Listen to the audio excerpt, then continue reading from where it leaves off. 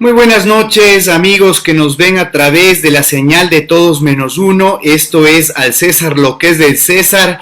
Iniciamos con un ligero retraso, sin embargo ya estamos con nuestro invitado de esta noche para iniciar la semana de este día martes 22 de septiembre, en la cual estaremos estableciendo un importante diálogo con nuestro querido amigo y pues candidato a la vicepresidencia de la República por Centro Democrático. Se trata de Carlos Rabascal, quien ha tenido pues la gentileza nuevamente de acompañarlos.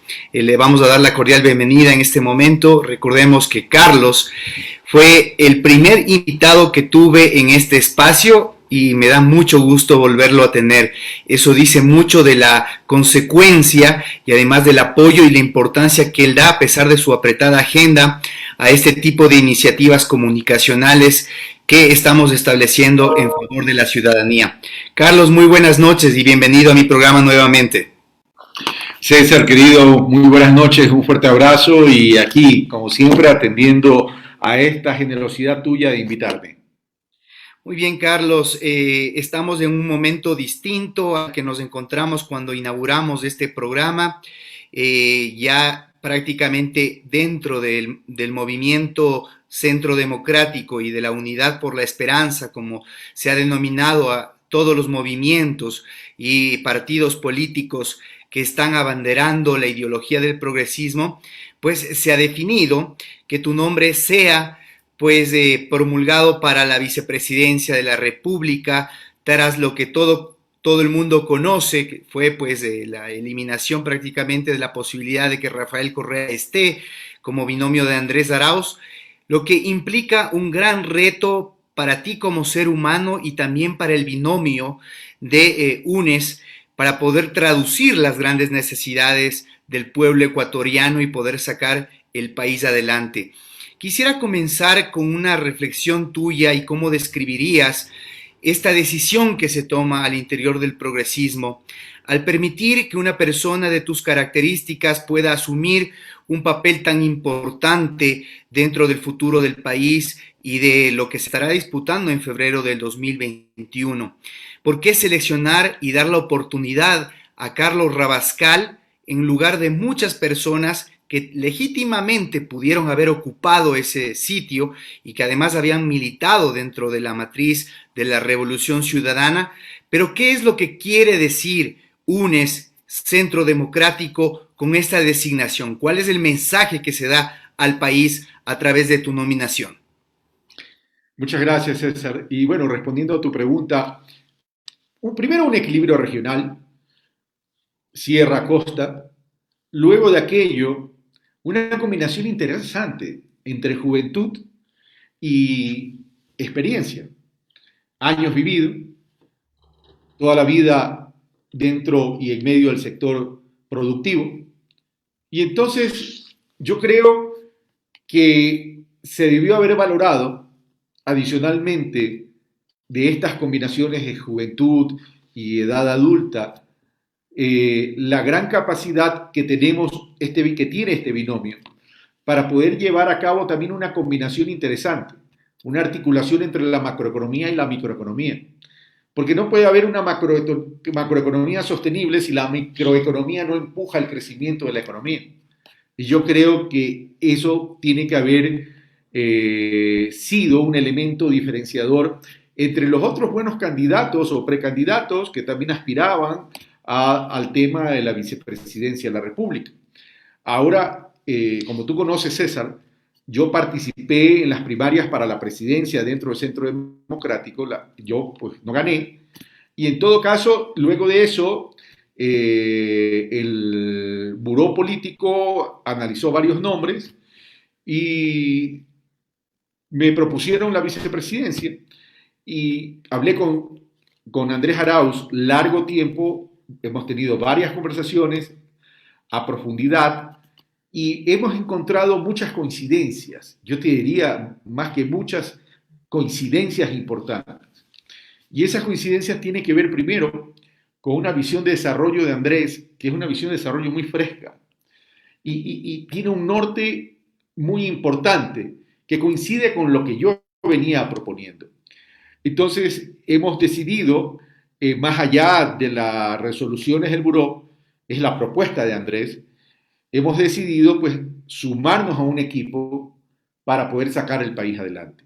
Pero siempre con un objetivo fundamental, la construcción de un Estado social a partir de una sociedad de bienestar, a partir del rescate y la recuperación de la democracia, a partir de la recuperación de un Estado de derecho, con una justicia autónoma e independiente, sin interferencias políticas, un Estado que no dé cabida ni al odio ni la venganza, porque este nuevo Ecuador no se puede dar el lujo de seguir siendo una especie de república picapiedra. Son problemas importantísimos los que tiene el Ecuador como para perder tiempo en discusiones intrascendentales. Carlos, sin duda alguna, muchos te conocemos en el ámbito principalmente periodístico. Yo he sido tu compañero, tenemos una noción clara de quién es Carlos Rabascal, pero quisiera que aprovechemos estos espacios mediante los que estamos construyendo una comunicación alternativa y que son de bastante acogida para la ciudadanía, para que nos digas quién está detrás de Carlos Rabascal y por qué asumes este reto. ¿Qué es lo que está en juego en este momento que te llevó a motivarte a emprender esta carrera tan dura? Y como ya veremos más adelante, que significará que estés expuesto a múltiples ataques por parte de quienes no quieren que el progresismo llegue al poder. Mira, yo he dicho ya en algunas ocasiones que yo no tengo tiempo para perder. Y casualmente eso es lo que hay que cambiar. Hay que construir una nueva forma de hacer política. Por eso tú me habrás escuchado, que lo vengo diciendo no de ahora, lo vengo diciendo desde hace mucho tiempo, que yo quiero construir una nueva pedagogía para hacer una nueva política. No podemos seguir en estas peleas. Es decir, a ver, uno se incorpora en la política, entonces vienen los ataques, ¿para qué? Para dañar la reputación, para difamar, para inventar. Hace poco dijeron que yo era banquero, que tenía una gran participación accionaria en el Banco Guayaquil. Ni siquiera te llaman a contrastar. Algunos medios me sacan accionistas de algunas empresas que no tengo nada que hacer. Pero volvamos a la acción de Guayaquil para que veas lo ridículo de los ataques, ¿no? Esa acción del Banco Guayaquil me regaló mi abuelo, el doctor Severo Rabascal Arteaga, cuando yo tenía 18 años. Y salí del Colegio San José La Salle cuando me graduó. Y mi primer trabajo fue el Banco Guayaquil en la administración de César Durán Ballén, Jaime Aspiazu Seminario y el propio León Roldós Aguilera.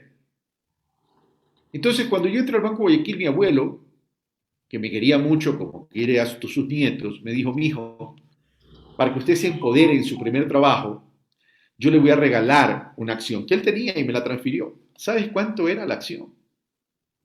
1.000 sucres.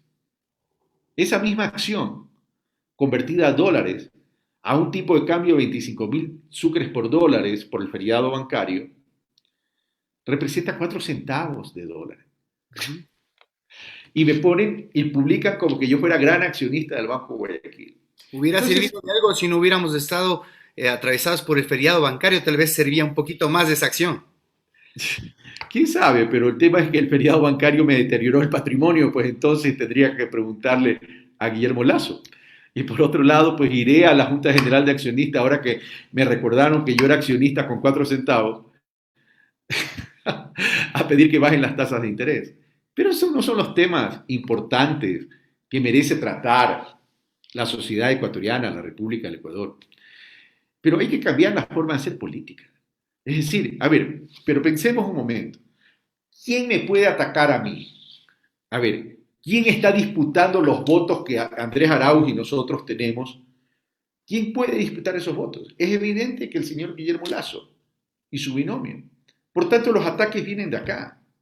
Por eso también ahora están atacando a Isidro Romero. Porque por un lado, quieren que nosotros no tengamos acceso a esa votación que yo sí llego como Carlos Rabascal. Y por otro lado, lo ataca a Romero, que entre paréntesis se fue del Barcelona, dejándolo al Barcelona en aprietos en su momento. ¿Por qué? Porque le disputa el mismo espacio de la derecha. Entonces, ese tipo de políticas ya hay que dejarlo. Hay que enrumbarnos a lo importante, a lo trascendental.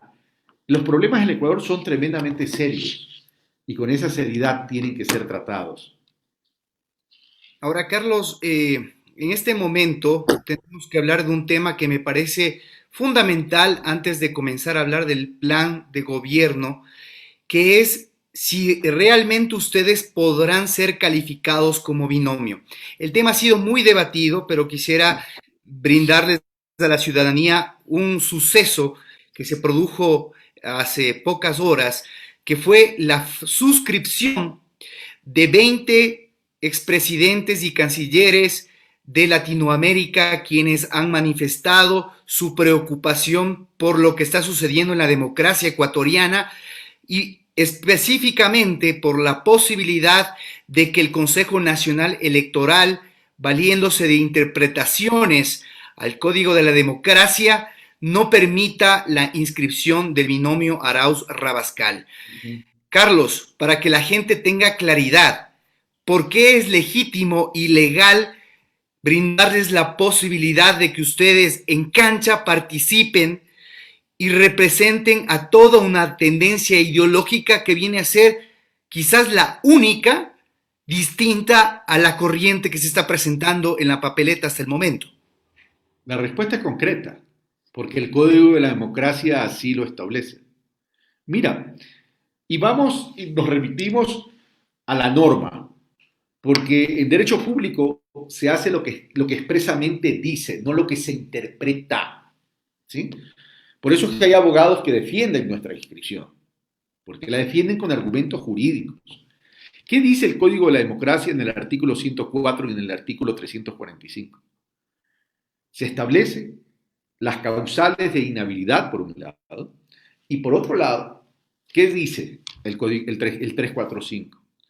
Que si un candidato o precandidato, cuando se inscriba, pasa a un proceso de calificación del Consejo Nacional Electoral, del Pleno, ese Consejo Nacional Electoral deberá calificar a los precandidatos. Y ahí dirá, si el señor Arauz cumple con esos requisitos, pues evidentemente se lo inscribe. Y si Rafael Correa no cumple con los requisitos por los temas de inhabilidad que están establecidos en el mismo Código de la Democracia, ¿qué pasa? Tendrá que reemplazárselo. ¿Y qué dice el Código de la Democracia? Que el Consejo Nacional Electoral dará 48 horas para reemplazar a aquel candidato que no ha cumplido con los requisitos y por tanto y en consecuencia está inhabilitado de participar. Está clarísimo. Entonces no se pueden interpretar cosas que no existen, porque lo que ellos argumentaban y esta interpretación forzada que están dando, que dicen que Rafael Correa no aceptó la nominación derivada de las primarias de Centro Democrático, es falso. Primero porque el reglamento lo metieron entre gallos y medianoche en julio de este año. Y dos, porque Rafael Correa sí aceptó la nominación. Fue público y notorio. Hay los registros necesarios. Es decir, se presentó mediante plataforma telemáquina, su hermana fue, envió su firma electrónica, etcétera, etcétera, etcétera. Y el exigir que sea presencial personalísimo, eso es una interpretación tirada de los cabellos. Eso es querer bloquear, eso fue dirigido. Pero sin perjuicio de aquello, el binomio Arauz-Rabascal sí se puede inscribir. Primero inscribir a Arauz-Correa, una vez que no se lo califica a Rafael Correa, entonces entro yo como Carlos Rabascal, como reemplazo de Rafael, en 48 horas. Ahora, ¿qué es lo que pasa? ¿Por qué argumentan todo esto? Eso es básicamente porque hay una persecución no solamente contra el expresidente Rafael Correa, sino contra el progresismo. Pero además, el tema que hay que preguntarse es ¿por qué y para qué? Primero porque tienen terror, porque comienza el crujir de dientes, porque todas las encuestas nos dan ganadoras y muchas de ellas nos dan ganadoras tan solo en una sola vuelta electoral. Pero por otro lado, esta persecución y este bloqueo no es de ahora. Esto ha sido una agenda sistemática que comenzó con la consulta popular del 2018. Y luego, con la interferencia en los procesos electorales a través de los operadores políticos como la Contraloría General de la Nación, la Fiscalía, que presionan al Consejo Nacional Electoral, a los consejeros, para destituirlos. Entonces, ahí se presiona a los consejeros. Y todo esto se perfecciona con la alianza Movimiento Creo, Partido Social Cristiano, que se apoderan y tienen mayoría entonces en el Pleno del Consejo Nacional Electoral. Pero lo que no se están dando cuenta y no están evaluando responsablemente es de las consecuencias sociales y ciudadanas que esto puede tener en caso de pretender violentar la democracia e impedir la inscripción y la calificación del binomio por la esperanza Arauz-Rabascal. Carlos, ¿tú crees que se producirá esa reacción social? Muchos han estado analizándolo durante estas últimas semanas y se han preguntado, revisando un poco la historia, ¿cuándo el pueblo ecuatoriano se ha levantado por algo que no sea una causa que afecte a sus intereses directamente? Ponían ejemplos, decía, por ejemplo, yo lo viví en el 30S, la gente se levantó en defensa del presidente de la República constitucionalmente elegido. Algunos comparaban reacciones sociales de apoyo con la situación en Guayaquil de los Crespones Negros.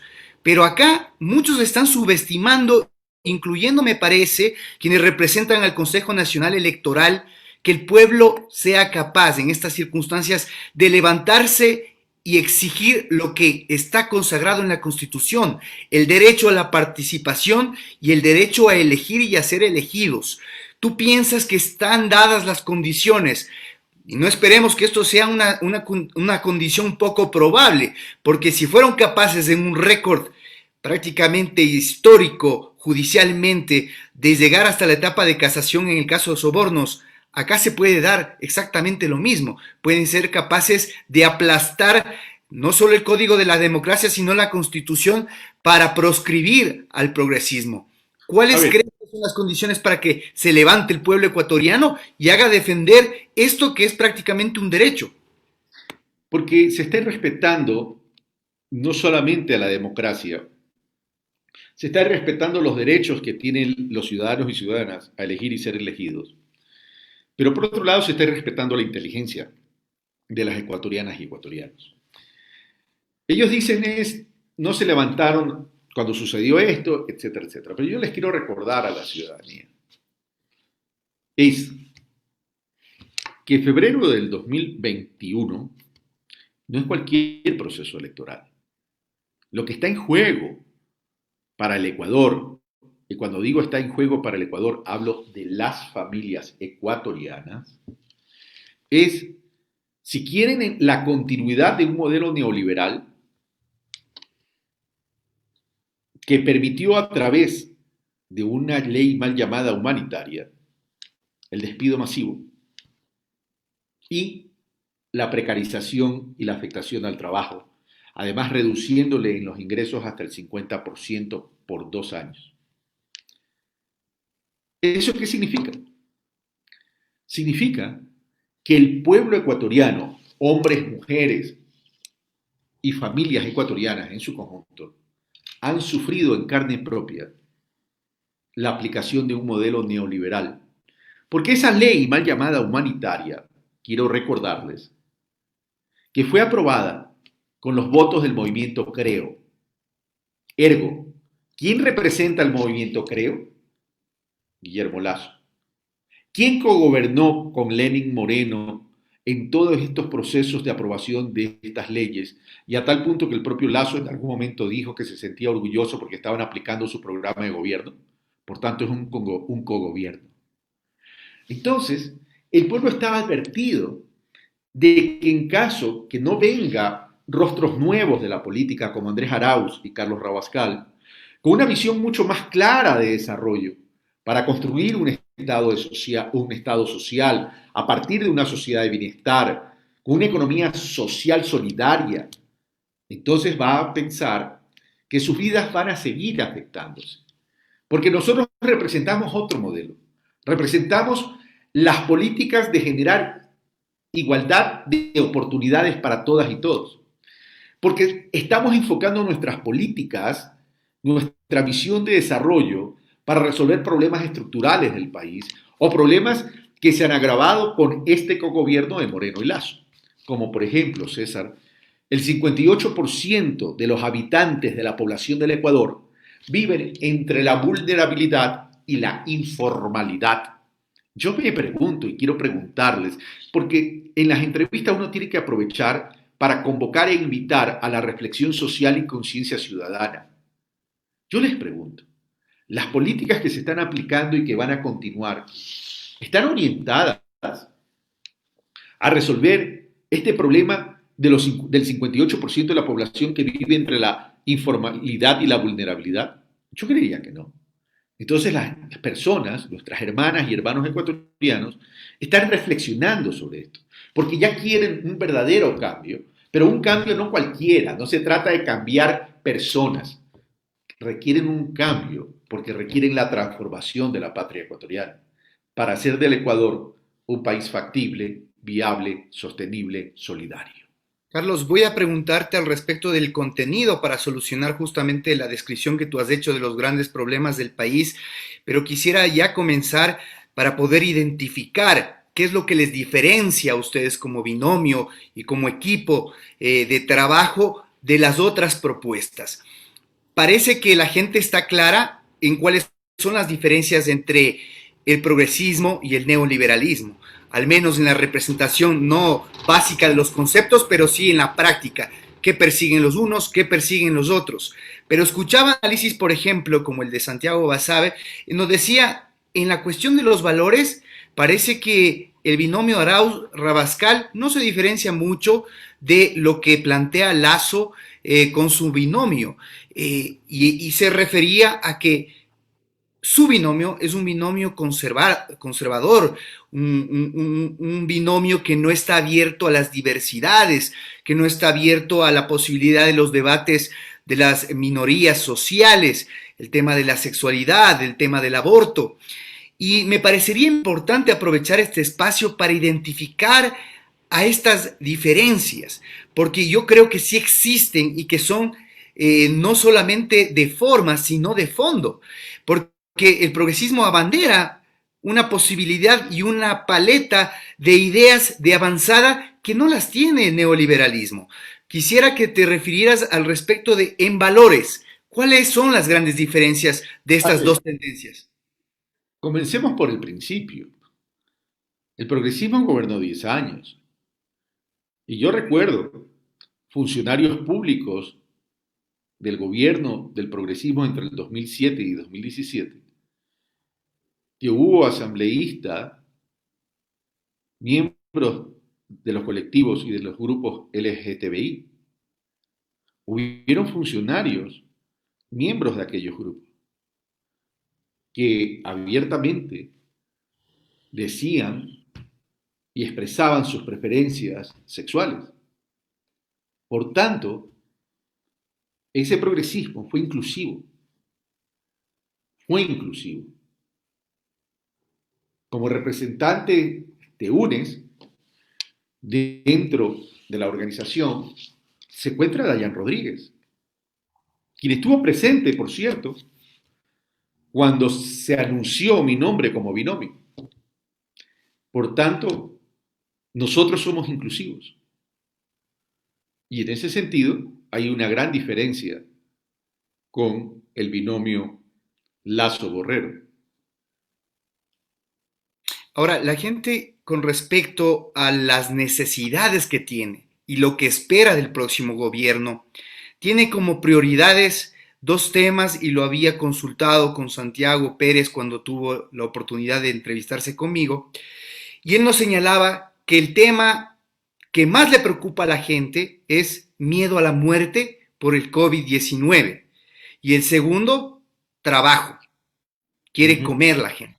Esas son las grandes necesidades. Tú habías hablado que más del 50% de la población se encuentra en vulnerabilidad y además en la informalidad.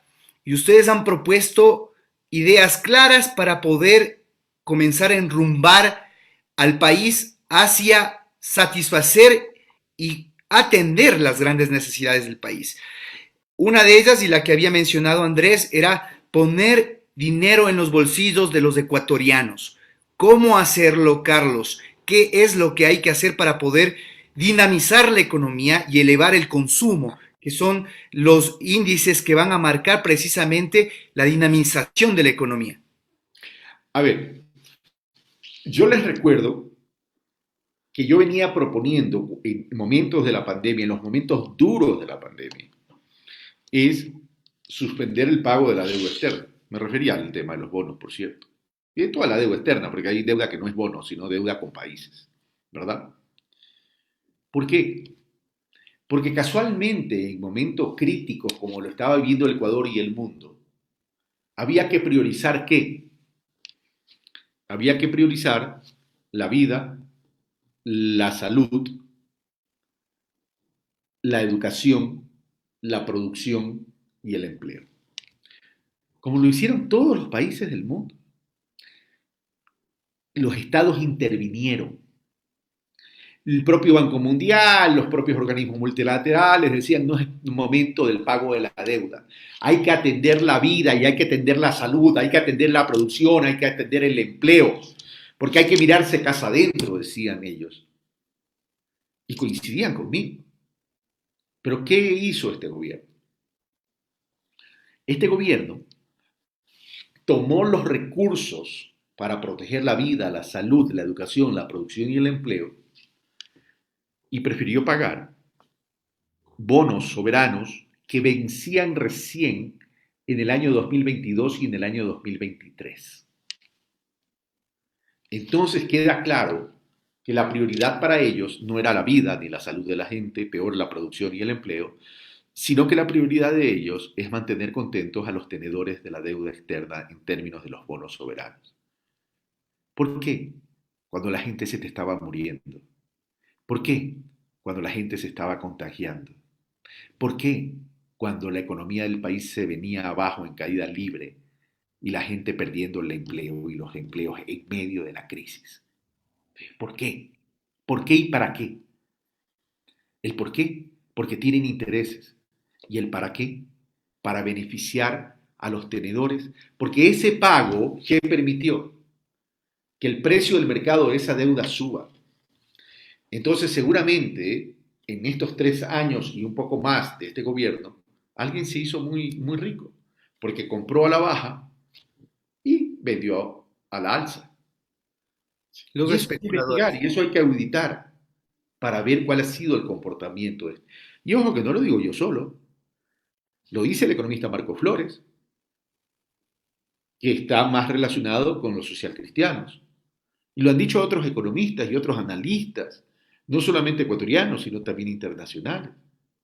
Y en algún momento hay que transparentar eso, Carlos, porque es una cuestión a nivel mundial Definitivamente, de esta economía de la especulación que tanto daño hace en nuestros países. claro, definitivamente. Pero, ¿con qué recursos pagó? Pagó con los recursos de la salud, pagó con los recursos de la educación. Mira, durante 3 años disminuyó el presupuesto del 36%. Recuerda la carta de renuncia de la ex ministra de Salud.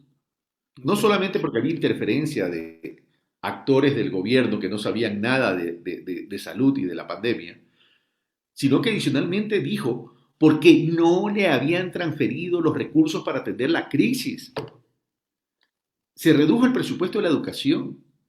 quitándole la posibilidad a nuestros niños, niñas y jóvenes a tener mejor calidad de educación en medio de la pandemia. Entonces están afectando derechos. Y esa es una gran diferencia con nosotros. Porque nosotros, ¿qué planteamos? Proteger y garantizar el acceso a esos derechos, devolviendo los recursos de los presupuestos a salud y educación, por un lado. Pero si tú sumas todos esos recursos que fueron utilizados para otras cosas, en vez de tener vida, salud, producción, empleo y educación, vamos sumando.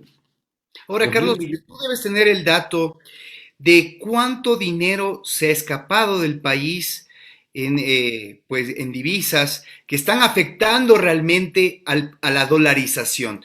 En este gobierno, en la pandemia incluso, yo había revisado datos que pues muchos grupos económicos sacaron su dinero del país, para que la gente lo entienda muy bien. Y esto es lo que realmente afecta a los procesos de dolarización que requiere de liquidez.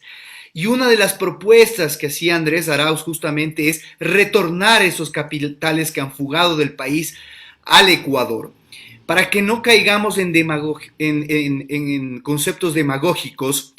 ¿Cuáles son los mecanismos que permitirían que esos grupos económicos dejen de jugarnos en contra y que al mismo tiempo, cuando pretenden ser gobierno, pues sigan haciéndolo en este momento, sacando divisas del país y creyendo que sus capitales, con la elusión de impuestos acá, pues van a ser más productivos y no apuestan por nuestro Ecuador, por el mismo Ecuador al cual están pidiendo en este momento el voto?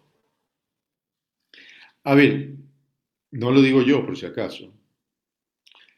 4 de febrero del año 2015, 4 de febrero del año 2015, diario El Universo publicó una nota sustentada en reportes de banca suiza que decía que 265 familias mantienen 30.000 millones de dólares en paraísos fiscales. 30.000 millones de dólares, mi querido amigo, equivale al 100% del presupuesto del Estado, pero también equivale al 30% del tamaño de la economía.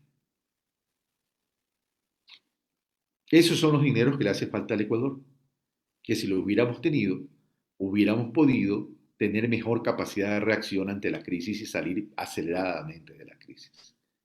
Pero hay otro dato adicional, y es cuestión de revisar los flujos del sector público,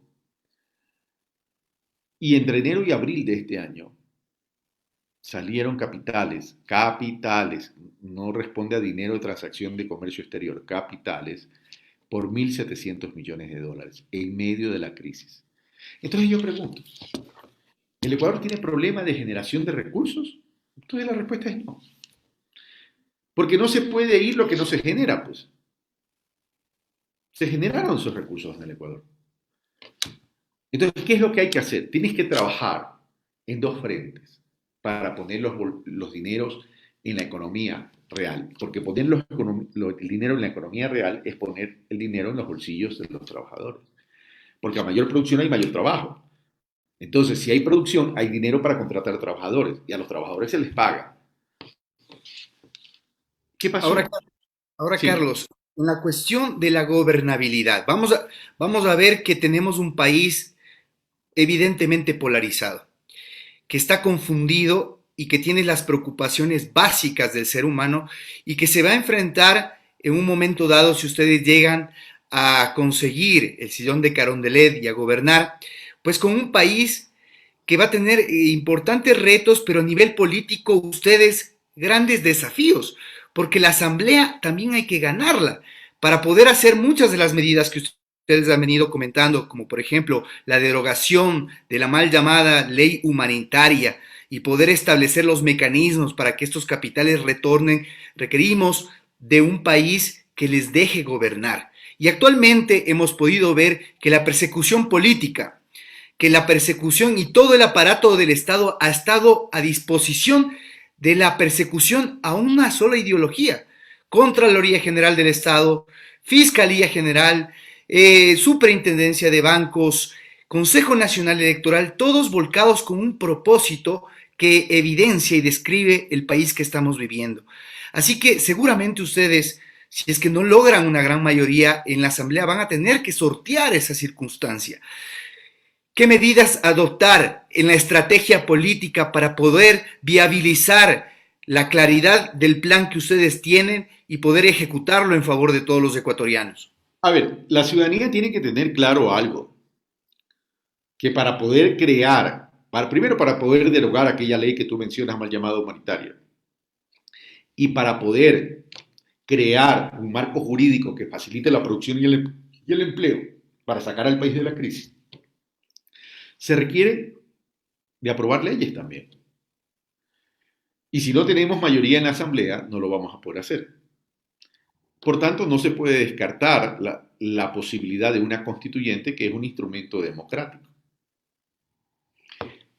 Y por eso convoco e invoco a la madurez política de la ciudadanía para que agilitemos el tiempo y la gestión a efectos de tener esa mayoría en la Asamblea.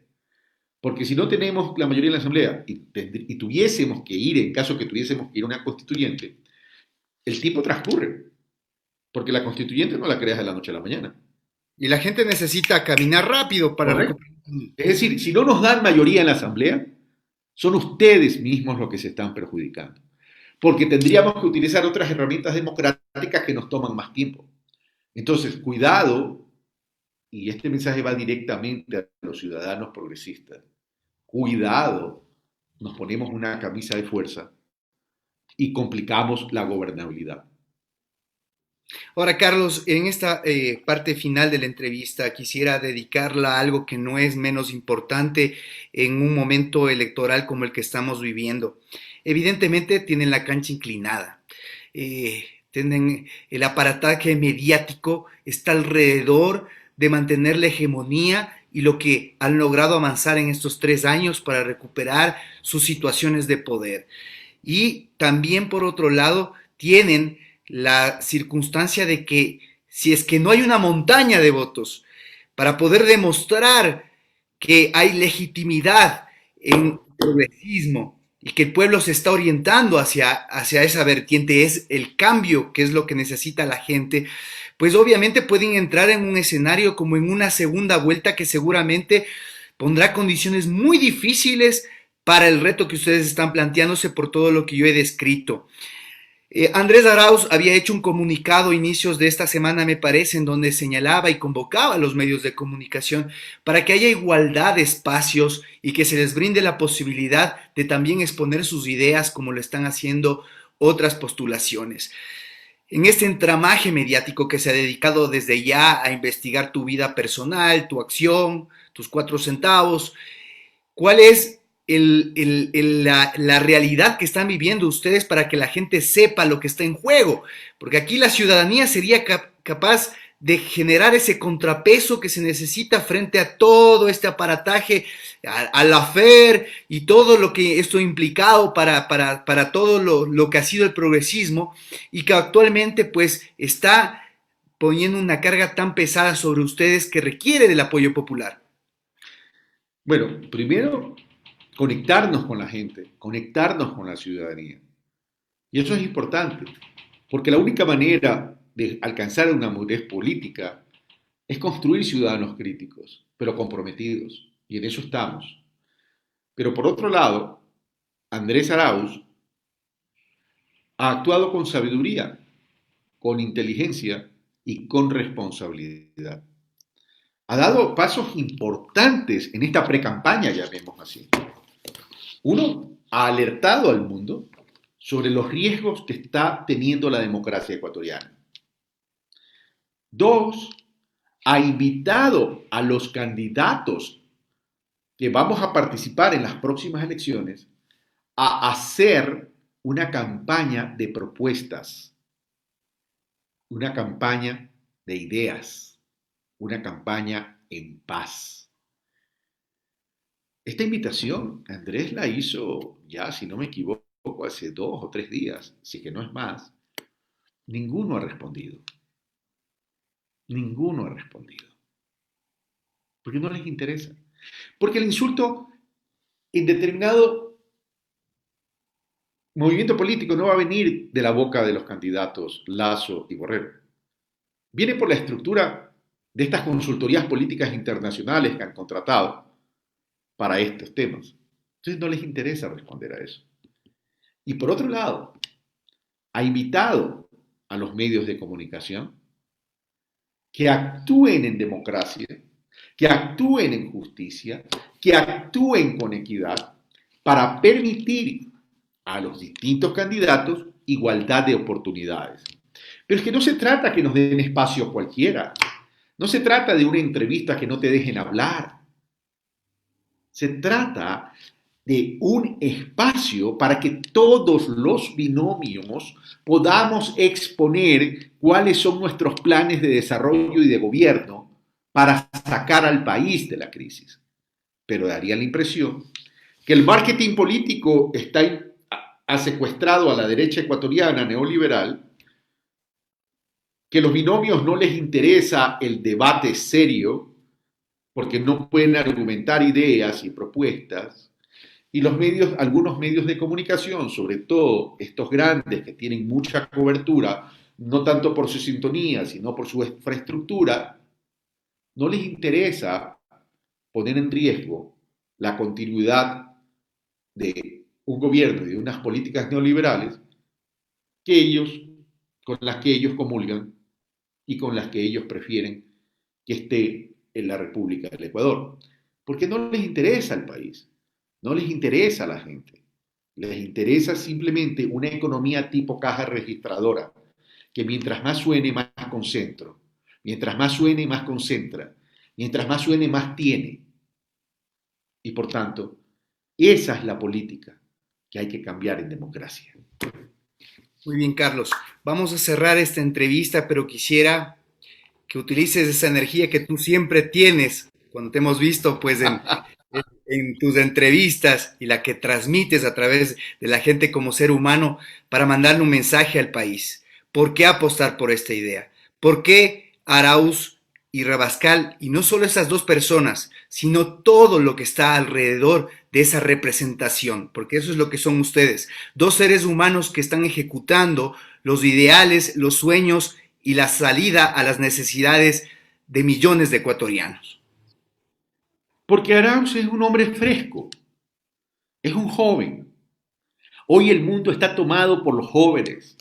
Y los jóvenes interpretan el mundo, interpretan la vida, interpretan la política de forma distinta, de forma noble, de forma solidaria.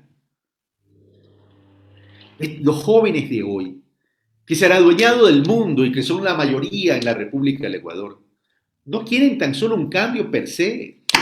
Lo que quieren es justicia social. Y eso es lo que determinados sectores políticos que representan modelos caducos no han llegado a comprender. Andrés Arauz no solamente es un joven que representa todo lo que acabo de decir, sino que adicionalmente tiene una visión fresca del desarrollo. Y él no habla de una economía en abstracto, él habla de una economía social como una herramienta para la gente. Y en eso coincidimos, y por eso es que yo he aceptado ser su binomio a la presidencia de la República, luego de haber luchado durante un año como precandidato a la presidencia de la República. Pero he creído y creo en él, y voy a caminar junto a él, y voy a guardar lealtad a él, al amparo de los principios de este nuevo progresismo que yo predico y practico, y al amparo de la ética y de la legalidad de ese gobierno. Y Carlos Rabascal no es un desconocido. No se trata de fama, sino de pensamiento. 15 años estuve exponiendo ante la audiencia cuál es mi pensamiento, cuál es mi visión de desarrollo, cuáles son los temas estructurales sobre los que hay que trabajar. Entonces, hoy yo decido ya no solo exponer en términos de verbalización, sino implementarlos en términos de acción. Y también para que nos lleguen a conocer en qué sentido. La República del Ecuador fue independiente hace muchos años. Fue una independencia con armas, con sangre de nuestros patriotas. Pero yo me pregunto, si cuando se vea esos 58% de los ecuatorianos que viven entre la informalidad y la vulnerabilidad, me pregunto, ¿habremos alcanzado la verdadera libertad? Y la respuesta es no. Yo les quiero decir hoy día, en esta noche, a mis hermanas y hermanos ecuatorianos, que la libertad es como la vida, tan solo la merecen aquellos que saben conquistarla todos los días. Conquistemos nuestra libertad, amigas, amigos, hermanas y hermanos. Gracias, César. Gracias, Carlos, a ti. Me siento identificado con la descripción que tú has hecho de lo que espera principalmente la juventud de este binomio. La juventud desea formar parte de esta lucha que ustedes están llevando a cabo y deben apropiarse de ella. Basta de esas visiones simplemente de representación en donde todos vemos qué es lo que hacen personas que toman nuestras decisiones. Es el momento de que el país tome sus decisiones, se empodere y participe. Y ahí está el gran reto que tienen ustedes como binomio para incorporar y sintonizar con la gente para que se sienta parte de la construcción de este proyecto y que sepa que la solución tiene que formar parte del esfuerzo que haga la propia población para construir un país con mejor redistribución económica, más equitativo y principalmente con trabajo. Que eso es lo que queremos, creo que la mayor parte de ciudadanía. Trabajar honradamente para que con nuestro esfuerzo se vaya construyendo el país que todos esperamos. Carlos, te agradezco nuevamente por siempre tener la amabilidad, a pesar del cansancio que debes tener, me imagino, pero recuerda que recién estás empezando, así que mucha energía, a seguir adelante y te deseamos la mejor de las suertes. Ojalá que podamos volverte a ver ya desde otro momento. Me parece que yo estoy calculando cada vez que vas avanzando un peldaño y yo espero quizás que la próxima entrevista sea para conversar de un futuro mucho más prometedor para los ecuatorianos y no sobre esta tragedia que estamos viviendo actualmente. Mi querido César, el cansancio es natural. Somos seres humanos. Más aún cuando la jornada comienza tan temprano y termina tan en la noche. Luego de esta reunión voy a una reunión de buró y luego a otra reunión. Estoy durmiendo 3 horas diarias nada más. Pero no importa. Uno se puede agotar, pero jamás derrumbar. Vamos a recuperar la patria ecuatoriana. Un abrazo. Un abrazo, cuídate. Ha sido Carlos Rabascal quien nos ha acompañado en esta noche en A César lo que es de César, una entrega para poder analizar la propuesta del binomio del progresismo Andrés Arauz, Carlos Rabascal, y que ustedes vayan conociendo cuáles son sus ideas para poder dar respuesta a las necesidades de todos los ecuatorianos. Vamos a procurar dar este espacio para que los diferentes binomios vengan, se acerquen. Esto es una plataforma que la planteamos con toda la sencillez, con toda la transparencia para que pueda ser utilizada por quienes deseen exponer sus ideas y que la gente conozca e informadamente vaya en febrero del 2021 y deposite su voto. No por quien le cae bien, por quien le cae mal, por quien ama u odia, sino por ideas en concreto que beneficien a todos los ecuatorianos y que nos den soluciones y principalmente rescaten nuestros derechos que se han venido a menos en estos últimos años, nuestros derechos a la salud, a la educación, al trabajo, fundamentalmente, y sobre todo a un buen vivir, que es lo que veníamos sintiendo en los últimos años y que lamentablemente hoy ha sido hipotecado por quienes han tenido pues esta desfachatez de cambiar un modelo económico hoy a rodillas de los grandes intereses de los grupos económicos a nivel del mundo.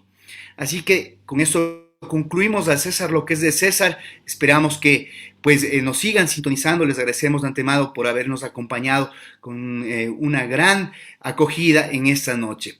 Nos vemos el próximo jueves. Tendremos la participación también para brindarles a la ciudadanía que merece la posibilidad de tener estos espacios que no tienen los grandes medios de comunicación masivos, la oportunidad de conversar con los perjudicados del caso Proinco, quienes nos estarán relatando sus situaciones frente a una solicitud de indulto para uno de los principales sentenciados en ese caso de estafa que estaremos conversando con algunos de sus representantes. Esto ha sido todo. Esto es Al César lo que es de César. Nos vemos el jueves 19:45. Muy buenas noches y gracias por su audiencia.